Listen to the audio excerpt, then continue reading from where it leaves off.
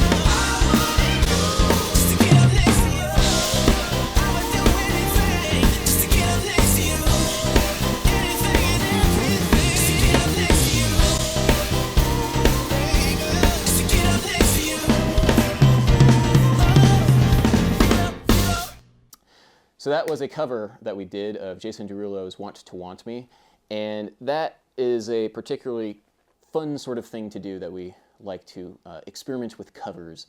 And, you know, doing this sort of thing of changing a pop song into like a jazz metal-ish sort of like combination is something that the band Dirty Loops, the Swedish trio Dirty Loops, is kind of famous for. It's changing up the pop songs into sort of these jazz gospel fusion explosions, and they're a lot of fun. They're really great. You should definitely check Dirty Loops out if you haven't already. Henrik, the bass player, is awesome. The thing is that what Dirty Loops has done in the past 5 years with releasing a lot of these videos of like Justin Bieber's Baby and like a lot of these pop songs which they've reimagined is actually not something totally new. It's actually, there's a tradition of jazz musicians changing the popular music of the time to fit a new sort of idiom. The thing I like to think about for whenever we change pop music and do these crazy covers is I like to think about how the jazz musicians in the 1950s took American Tin Pan Alley songs and took songs from American musical theater and also American popular videos coming out of Hollywood at the time and changed them into vehicles for some sort of jazz expression. This was super common. Sonny Rollins has a very famous recording of Surrey with a Fringe on Top. Sonny Rollins, Surrey with a Fringe on Top from the musical Oklahoma. And Miles Davis also had a very famous recording of Someday My Prince Will Come from Snow White and the Seven Dwarfs. And the combination of the like popular culture, in other words, people were recognize these songs, Surrey with a Fringe on Top, Snow White and the Seven Dwarfs, Someday My Prince Will Come, with the new jazz improvisation and the harmonic language created a really interesting sort of approach to the whole thing. Audiences were able to understand what they were hearing, even though this was a new form of jazz expression and people were going pretty far out with the harmony, pretty far out with the melody, but they were always able to clue in on the melody. And so it became this sort of way for jazz musicians to bring in new audiences and connect with people in a very real and meaningful way. Not that we're looking to connect with Jason Derulo's fans at all with this piece of music, because you can go super far with it. John Coltrane covered My Favorite Things from The Sound of Music, and he turned it into this crazy, long jazz fusion exploration and tended to alienate a lot of the people who might want to listen to this nice song about daisies and daffodils and everything, and they hear squawking soprano sax for an hour. That's not exactly what we did here, but I like to draw the parallels. We took this harmony pretty far out. We're going to do a little bit of a demonstration. We're going to show how the original verse of this sounds, and it sounds with the original groove. And I'm going to just play the vocals, and you'll just hear vocals, bass, and drums. Just to get up next to you. You open the door, wearing nothing but a smile, fall to the floor, and you whisper in my ear, baby, yours. Oh, just the thought of you gets me so high, so high, so high. Girl. Cool. So that was the original groove, and it's a pretty fun groove to play actually on bass. So I'm not really quite sure why we changed it, but we changed it to something a little bit more avant-garde, I suppose.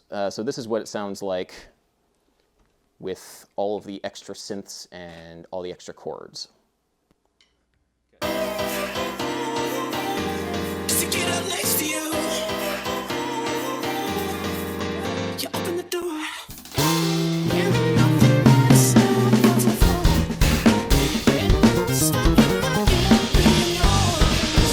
Just the thought of you gets me so high, so high. Girl, you don't want. So what we were doing with that is we were applying a whole bunch of 20th century modern chordal concepts to the particular melody. And a great book, by the way, if you want to check out any of this stuff and get really, really deep into some crazy musical theory and compositional practice that is at the same time fairly, realistic.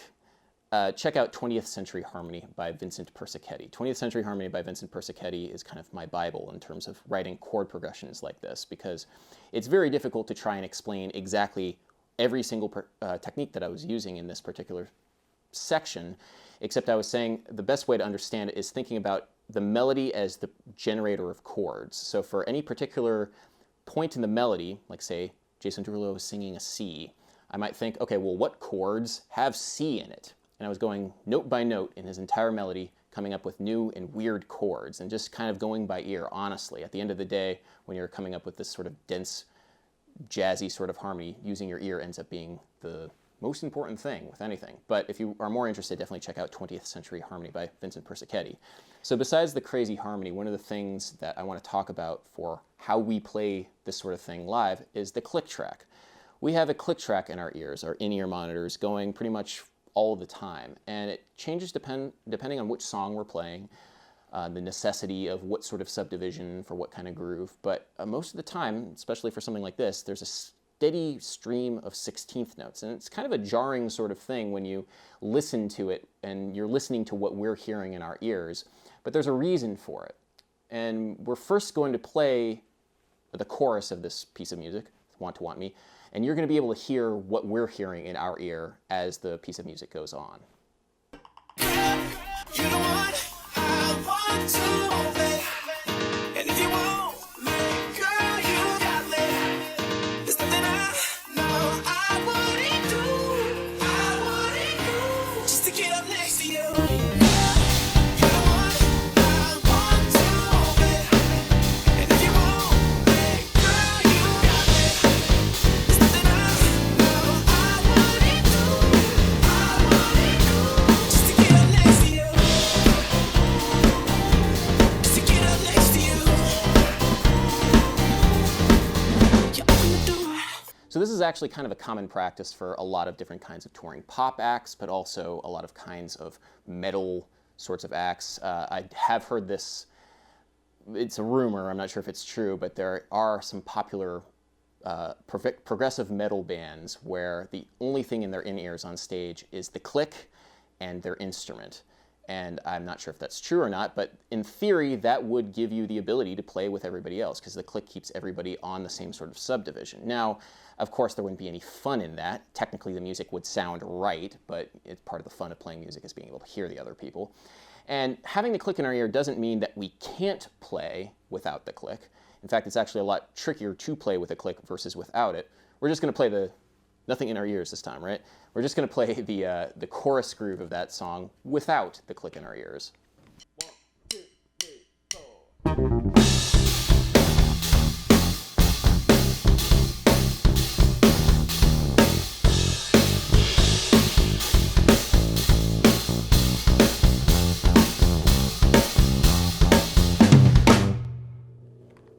So what the click does is it gives us the ability to really lock in with all the tight rhythmic elements within the track. And that's kind of a necessary evil of performing with live tracks. When you're performing electronic music or performing music to pre-recorded sorts of things, having that click in your ear is pretty essential to it. Now, it takes a fair amount of getting used to in order to actually lock in with the click.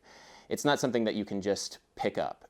Playing with a metronome is a learned skill. Now, there's this idea that I talk about sometimes in some of my YouTube videos about audiation. Audiation is the ability to hear something without actually hearing it in the real world. And the classic example I like to use is think about singing Happy Birthday, but don't actually sing it out loud.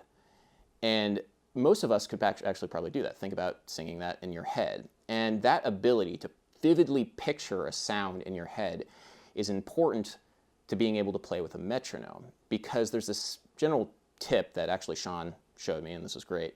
A lot of people like to think about, a lot of professional drummers like to think about the idea of hearing a metronome, hearing a click, click, click in your head, and then trying to sync that up with the metronome as you're playing along to it. One thing that I'm kind of guilty of doing is I chase the click, which is something that always will mean that I'm slightly behind and I'm kind of dragging and I'm never really locked in. And that's something that I know I need to work on personally. And it's something that I feel like a lot of people, that's kind of a rhythmic deficiency, or it's something to work on while you're playing with a metronome. But the idea of trying to hear the metronome in your head while you're playing is a great way of doing this. Of course, you have to work out exactly how the subdivisions that you're playing work along with that metronome. And a great way of doing that is to count out loud. It's easier said than done, but making sure that you're able to sync whatever it is that you're hearing in your head with that click, click, click as you're going along is pretty important. Whenever you're recording, not just playing live, we're doing this live right here, I guess we're recording too, but whenever you're recording in the recording studio, engineers will most often require you to play with a click and have your band record to a click. And if you don't practice to a click, that can be a very difficult thing to get used to doing. So I recommend before you go and record yourself in any sort of studio, practice whatever you're doing with a click. And you'd be surprised at how, one, difficult it is, especially if you haven't really been doing it before, like practicing as a band on a click, but also be surprised at how useful it is, especially in the later stages of when you're trying to edit things. So that's one thing that we like to do whenever we play live, is just it makes it a lot easier for us ultimately in the long run. And that's why for this particular song and all of the rest of the songs for Sungazer, this band, we generally play to a click live.